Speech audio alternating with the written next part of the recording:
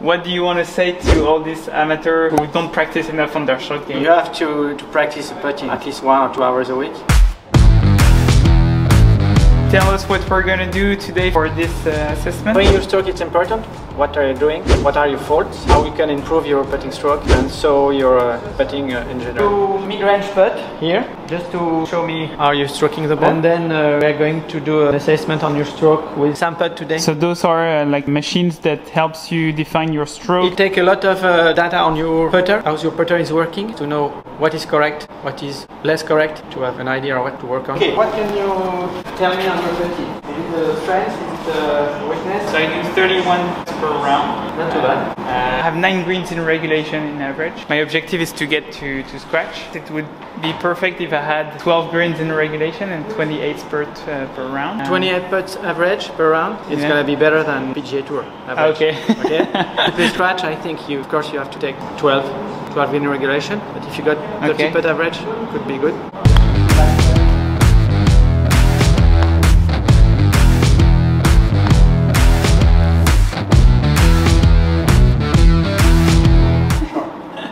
Does it happen sometimes, this kind of balls? Yeah. A bit short like this? Yeah, usually when I 3-putt, I do a short putt. So 3-putt is when it's short like this one. But I had one that was made. Yeah. Short putts, straight for those ones. Should I do my full routine? Yeah, of course. Do you use a line on the ball or not? Yes. Okay, like this. So it's full routine. I feel it breaks. I hope not. Do you have a tendency when you miss those putts, left or right? Yeah, I noticed last time I was training, I was doing the door exercise, right. And every time I missed, it was going left, and because I was not keeping my head on where the ball went. Okay. You want me to show you my stuff? 88% between 1 and 2, so it's great. 2 to 3 meters, it drops to 33%. But average on tour, it's 50% between 2 and 3. Okay. So for 5 handicap, I mean the average. Yeah. Average, yeah. Not best, but average. Then 3 and 4, just 6%. 4 and 5, just 5%. You don't hold a lot of 3 and more. You can have a look on the stat. So between, let's say, 3 and 4, 4.5, it's going to be 30%. Between 3 and 5, you are 5.5%. So interesting. Maybe 3 and 6 is going to be more a speed issue. And we just observed there that you could be short. So if you're short, you cannot sink the putt. Yeah. Okay, so we are going to have a look to your direction bias and have a look to your speed. We have a look to 3 putts, nearly 50% over 12 meters. Maybe it's a bit too much. I'm not a good chipper, so I use my putter every time I can. But those 3 putt means that you're on the green, not 3 putts when you're outside the green. Unless you consider a putt if you take your putter outside the green, but it should be a chip. Even if you take the putter. Putt is just only on the green. Okay.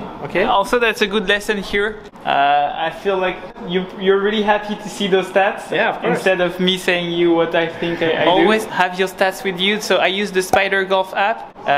It's a great app. It's gonna really make your lesson with your golf teacher much better because he's gonna know the truth and not like guessing. That's what you. Yeah, because your stroke in putting is positive under 2 meters. Okay. You know, and so that's great. Okay, so we know that it's more more over 3 meters than under 3 meters. Okay. Okay. That's a good insight for me because I always work on the 1 to 3 meters when I could also work on the longer, the mid range. Yeah. And that's why you're not so bad at 3 meters and less, because you practice on those putts. Yeah, okay. When I never practiced the mid-range. Okay. Okay, great. You are going to do a few breaking putts, 4-meter putts. So this one breaks? Maybe, yes. Yeah, I have to know it. Do you see it? Yeah, it's right to left. Yeah, of course. How much breath do you see? 2% slow. Right now I'm going to go with one hole and a half on the right. So you aim your line there? Yeah. Not enough, and that was not the good pace as well. Yeah, too much speed. What are the 3 skills, the 3 important skills to think about? Green reading, pace, a good speed, yes. Hitting it straight, I guess, or direction, green reading, speed, and direction. Yeah. Okay. So this one, maybe green reading was good, maybe we don't know yet. Speed was off, and direction could be a little pull. Okay. Okay, we don't know yet, but yeah, it could be a little pull, a good green reading and a little pull. So it's good and it's important for you to have feedback, a good feedback after any putt. So always, every time you do a putt, then you analyze what had just happened, and If it's possible for you, yeah. Was my green reading good? Was my speed good? And was my direction? Okay. So you can have a feedback of what maybe you can adjust. If you feel that it was not enough break, take a little bit more. I'm gonna aim more on the right, so I'm gonna go for three holes. Okay. I'm gonna try to improve my pace as well. Yeah. What is a good pace for you? So when it arrives, it falls, but it doesn't touch the here. Yeah, okay. I like when it's like this. Okay. So if it missed, going to pass the hole. We're okay? Yeah. And how long far behind the hole? This. I would say 80 Less? 80 centimeters. 80? Okay. Maybe. So 18 is maybe more than 2 feet, 2 feet and Oh, a that's half. a lot. No, yeah, that's too much. That's too much. Okay. If it falls on the hole, I guess like it's gonna be like this. Okay. 1 foot, at least 1 foot. Yeah, 1 foot. Okay. Okay, that's correct. Am I right? Yeah, you're right. So I had the 3 skills right, and then on those putts, cannot sink enough putt if the ball is going dead in the hole. Must have enough speed to pass a hole. okay. Maybe between 1 and 2 foot. 1 and 2 foot. 1 and 2 feet. Okay. I saw a lot of good players not sinking enough putt of those range because their balls don't have enough entry speed. Let's say when the ball is dead at the hole, could be short, it could be under. So that's the reason why we want enough speed to have a ball that can keep the line and think in those distance. So okay, I agree with you. So that's what I told you, but that's not necessarily what I do. Well, I don't know if I do it all the time on the golf Yes, course. because we saw that usually you're a bit short. Yeah. So if you're short, you don't have enough entry speed. Yeah. Okay. So let's do this one again. 3 hours on the right, and you try to adjust the speed. That's a good speed, no? Yeah, that's a good speed. Speed. We could say good line. No, so a good putt. This one was a bit strong. Let's see. Ah, no. What we have? One too fast. Yeah. And this one is too slow. Yeah. What we can observe here, speed is really important on those putts. On breaking putts, it's key. So if you want to take more mid-range putt between 3 and 6, I think you have to do a work on your speed. Okay. If you're more consistent on your speed, you will also be more consistent on your break. Because it doesn't break the same when it's when it's slow and when it's quick. Yeah. When you choose a line, a break, you have to have the right speed. So the next question is, how do you work on speed? Well, we'll see that. We'll see it later. So now we are going to take a few data on your putting with sample, and we have a look to your stroke. How does it work? It's going to take a lot of information of how your putter is moving. So I'm going to calibrate the putter face. It's a straight putt, 4 meters. Such good technology.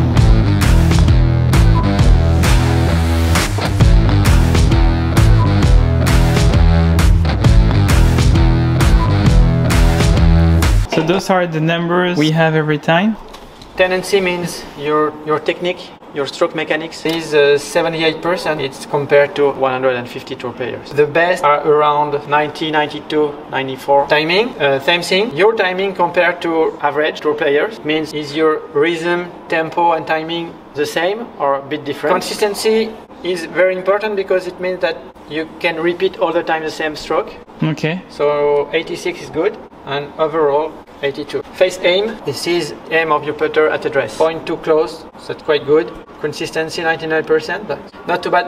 Even just the last one, you were 1 degree left. Okay. All the putt before under 0.5 degrees, perfect. So it's a good number. Like what's That's perfect. Okay. You can do better than this. At address, good aim, impact, point too close. The average, because it's average of 9 balls. In average, there is no phase change. But we can see that here, in terms of phase change, you could have a phase a bit closing or a bit opening. This one is 0, 0, okay. This one 0.6 closing. Okay. So Okay. I was good at address, but then my face closed at impact. On this one, yes. Under 0.5, we consider stroke neutral, not bias. Opening, this one. So we have 1.6 closing, 1.8 opening. Oh, okay. So, it's not the same tendency. Yeah, it could be closing or opening. So that's the reason why you didn't notice a tendency to miss left or right. That's the reason why consistency is a bit less than the 90 we have at address, because it could be a bit open or a bit close. Okay? Okay, so at average is perfect. Average is perfect, but we can notice that you can open the face a little bit or close the face a little bit. So I'm addressing well the putt, but then when I stroke, it can go left or right. It can go can be a little push or a little pull. For you, is it better to have a student who has the same tendency, so it's easier to? It's more important to have a tendency than to be able to push or pull it. Okay, so we're in the bad place right now. Here we've got some data on pass. So okay. Consistency is good, huh? Consistency, everything is good. We have a left pass, okay?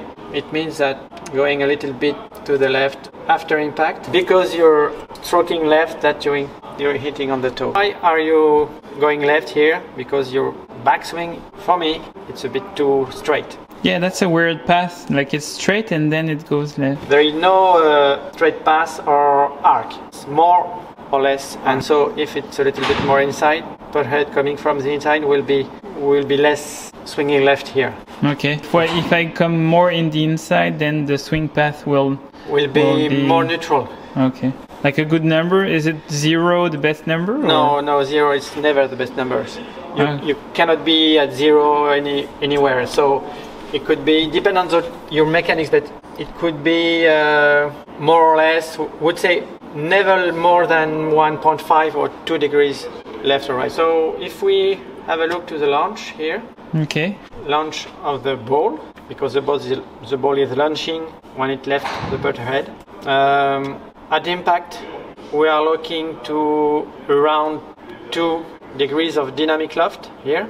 Okay. Okay, but here we are more than 4. Why? Because your static loft of your putter is 3 degrees. Okay, but you add more than 1 degrees at impact.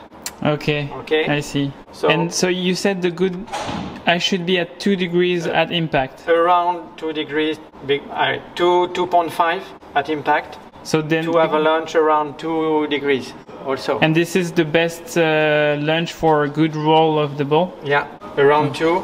All those gray area here on the report means 2 average.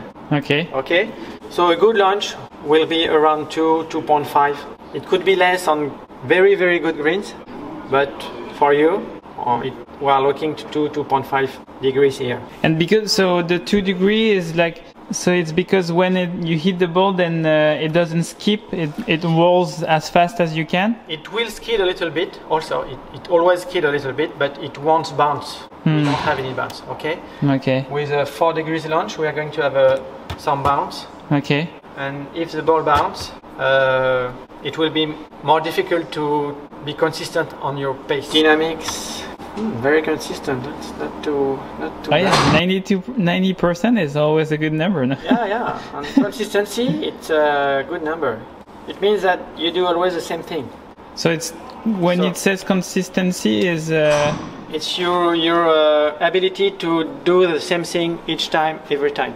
On every part of stroke. Yeah. Okay. I would say I'm not a big fan of your grip. Yeah. Because you told me that you just try once and just give up for the real conventional grip. Okay.